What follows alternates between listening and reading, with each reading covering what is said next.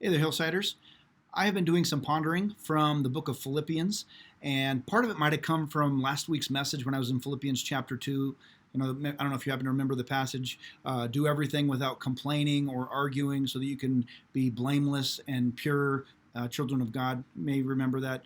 Anyway, I kept going, not on Sunday, but just for myself. And as I've been reading and pondering is like deep thoughts for me. I'm thinking through it, like, what does this look like? I kind of got stuck in chapter 4. And a couple of the things that stand out to me from chapter 4 are something that Paul has said multiple times: rejoice in the Lord.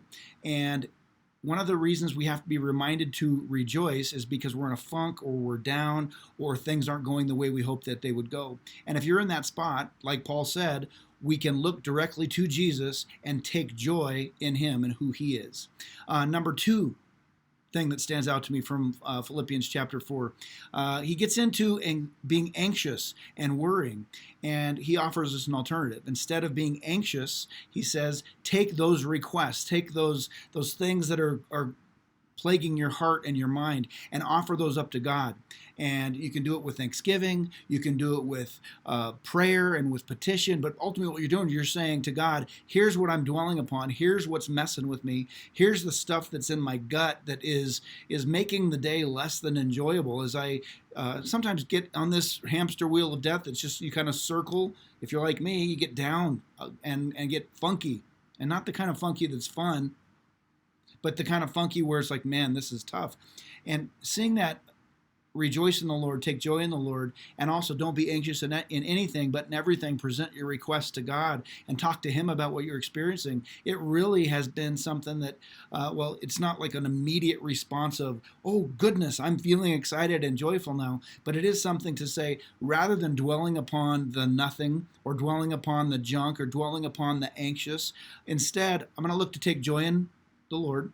And number two, I'm going to take the things that I am stuck on inside about being anxious about or frustrated about or bothered by. I'm going to present those to God. Finally, we come across Philippians, by we, again, that's you and me, Philippians chapter 4, verse 8. And Paul says, by the way, finally, at the end, here's what I want you to think about. Whatever's good, whatever's right, whatever's true, whatever's noble, whatever's excellent, whatever's praiseworthy, think on this. And it's not like we don't ever have the opportunity to think on other stuff, but this is the kind of stuff Paul says you do well to let this be in your brain. Make a list of the things that are good and right and true and excellent and just and praiseworthy, so that we can be thinking about those things, because it's very hard, or can be, to think of the things that are going well when stuff is not. All we can think about, our perspective gets skewed, we think about the junk. And I don't know where you happen to be today, but I wanted to encourage you. Take joy in the Lord.